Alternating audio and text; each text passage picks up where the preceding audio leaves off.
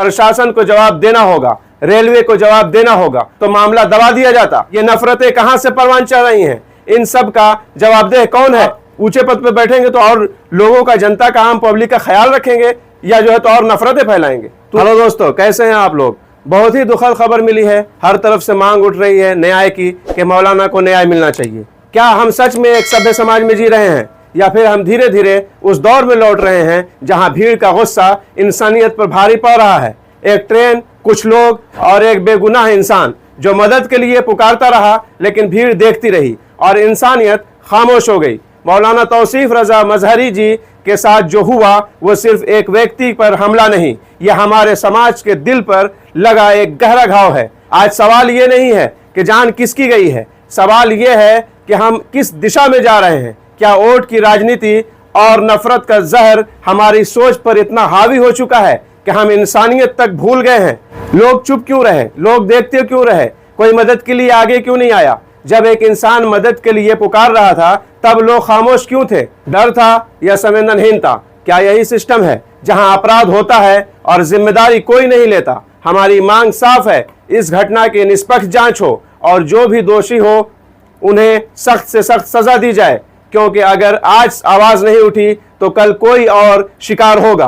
प्रशासन को जवाब देना होगा, रेलवे को जवाब देना होगा और सरकार को यह साबित करना होगा कि कानून आज भी जिंदा है। यह सिर्फ मौलाना तौसीफ रजा साहब की लड़ाई नहीं है, यह हमारी, आपकी, हम सब की लड़ाई है, इंसानियत की लड़ाई है। अगर आप भी मानते हैं कि न्याय होना चाहिए तो इस वीडियो को शेयर कीजिए, अपनी आवाज उठाइए, क्योंकि खामोशी कभी भी न्याय नहीं दिलाती।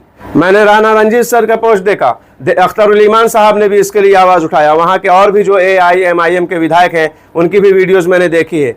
इसी तरह और लोग भी इंसाफ की मांग कर रहे हैं। असदुद्दीन ओवैसी साहब ने भी रेल मंत्री से इंडिपेंडेंट इंक्वायरी की मांग किया है। जिस स्थिति में उनकी डेड बॉडी मिली उसको एक्सीडेंट मान लिया गया, लेकिन उनकी वाइफ ने बताया कि मौलाना ने फोन करके बोला था कि कुछ लोग उनके साथ मारपीट कर रहे हैं। जो कॉल रिकॉर्डिंग गर्दिश कर रही है उससे साफ पता चलता है कि मामला क्या था। बरेली पुलिस ने कार्रवाई का आश्वासन तो दिया, लेकिन मैंने जो पुलिस का बयान सुना है, पोस्टमार्टम हुआ, उसके बाद जब उनके परिजन आए तो उनकी डेड बॉडी जो है तो दे दिया गया। सवाल यह है कि पोस्टमार्टम के बाद तो मौत का रीजन सामने आ जाना चाहिए, अगर नहीं तो फिर पोस्टमार्टम का क्या फायदा है? और जब पोस्टमार्टम रिपोर्ट से मौत की वजह पता चल गई होगी तब सिर्फ उनकी वाइफ का, परिजन का हवाला कि पहले एक्सीडेंट माना जा रहा था, लेकिन उनके घर वालों का ऐसा कहना है तो कार्रवाई का आश्वासन तो दिया गया है। लेकिन क्या मतलब? अगर ये फोन ना किए होते या घर वालों की तरफ से ऐसी बात सामने ना आई होती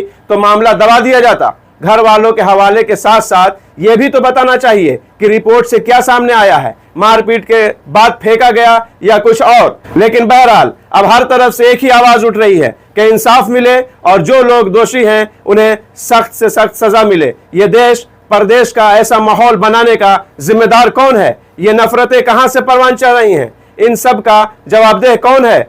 मेरे हिसाब से अगर मैं कहूं तो जब बड़े पदों पर, ऊंचे पदों पर बैठे लोग मर्यादा का ख्याल नहीं रखेंगे, अमर्यादित भाषा का इस्तेमाल करेंगे तो लोगों के, आम जनता के दिमाग में क्या ही भरेगा? आप लोगों ने देखा होगा, योगी आदित्यनाथ जी को ही देख लीजिए, एक इतने बड़े स्टेट के मुख्यमंत्री हैं, उनकी भाषा हर वक्त कठमुल्ले तो मुल्ले तो ये तो वो, क्या क्या बोलते रहते हैं। अभी मौलानाओं से झाड़ू लगाएंगे तो मौलाना हो तो मुल्ला हो तो ये तो कठमुल्ले, हर जगह जाके, जैसे बंगाल में जाके क्या काबा का हवाला देके बोल दिया। मतलब क्या है? आप अपने पद के मर्यादा का भी ख्याल नहीं रख रहे हैं। जब आप उस जगह पर होके एक CM, एक राज्य का मुख्यमंत्री, यानी पूरे राज्य का वो ये ना हुआ भाई, आप हुक्मरान है ना वहाँ के, 5 साल के लिए ही सही, हालांकि आप तो दूसरी बार बने, 10 साल आपका पूरा होने वाला है और फिर भी ये इलेक्शन होने वाला है 2027 में, हो सकता है फिर बन जाए, कोई जान तो नहीं रहा है। तो इसका क्या मतलब है? आप ऊंचे पद पे बैठेंगे तो और लोगों का, जनता का, आम पब्लिक का ख्याल रखेंगे या जो है तो और नफरतें फैलाएंगे? तो उनकी ये अमर्यादित भाषाएं जो है वो बिल्कुल ही काबिल मजम्मत है और गलत है। और कोर्ट का क्या काम रह गया है? कोर्ट थोड़े थोड़े दिनों पर याद दिला देता है कि हाँ ये सही नहीं है, हाँ ये गलत हो रहा है, हाँ यूपी में क्या कानून का राज नहीं चल रहा है। अरे भाई, नहीं चल रहा है तो लागू कौन करेगा?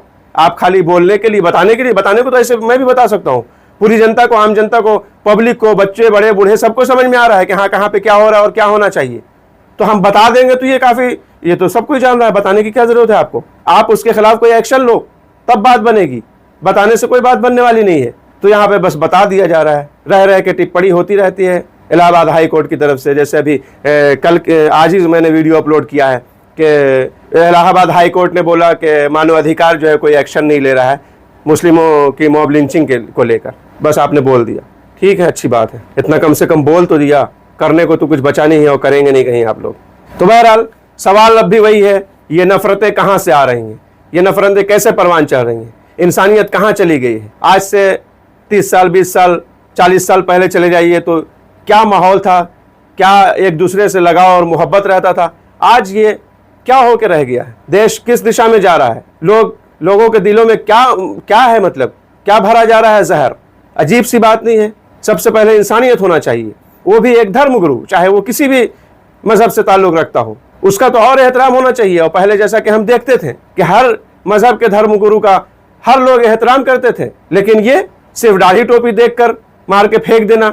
अब ये कहा जाएगा कि अभी कंफर्म नहीं है, लेकिन कॉल रिकॉर्डिंग से तो यही लगता है, उनके घर वालों का तो यही कहना है कि उनके साथ मारपीट, वीडियो कॉल का भी बात किया गया है। उनके घर वालों ने बताया है कि हाँ वीडियो कॉल किया गया तो देखा गया कुछ लोग मारपीट कर रहे हैं, तो मना भी किया गया और उनको बोला कि हाँ वहाँ से हट जाइए कहीं दूसरी जगह। उसके बाद फिर फ़ोन नहीं लगा और बाद में सुबह जो है तो ऐसे दूसरे दिन रिपोर्ट आ गई। तो बहरहाल ये बहुत ही गलत है और हमेशा मॉब लिंचिंग हो रही है देश में। लोग मांगे करते हैं इंसाफ की और फिर मामला दब जाता है और फिर दूसरी और तीसरी और चौथी मॉब लिंचिंग होती रहती है। इस पर सरकार को सख्त से सख्त कदम उठाने की ज़रूरत है। बहुत ही अदब के साथ ये दरख्वास्त है, ये गुजारिश है, ये अपील है। मामला ये यूपी का है, बरेली का, तो योगी आदित्यनाथ जी को इस पर सख्त रुख अपनाने की ज़रूरत है। जो हर जगह बोलते चलते हैं कि यूपी में गुंडे ख़त्म कर दिए गए हैं, गुंडा राज नहीं है, ये नहीं है, वो नहीं है, तो बहरहाल ये सब कहाँ से हो रहा है। इस पर सख्त से सख्त कार्रवाई कीजिए, अगर हो गया तो तब माना जाएगा कि हाँ आप जो है तो इस पर बहुत ही ईमानदारी से कार्रवाई करते हैं। बहरहाल बिहार के 2 लोग, यानी कि एक मौलाना साहब और एक वो भाई पांडु कुमार और उसका साथ एक और जो थे, उनको तो भाई दिल्ली पुलिस के हवालदार ने ही गोली मार दिया। अजीब सी बात है। बहरहाल क्या बताएं, वही तो बोला ना, देश किस दिशा में जा रहा है। कहीं पे जाति धर्म देख के, तो कहीं पे कौन कहाँ का है ये देख के मार दिया जा रहा है।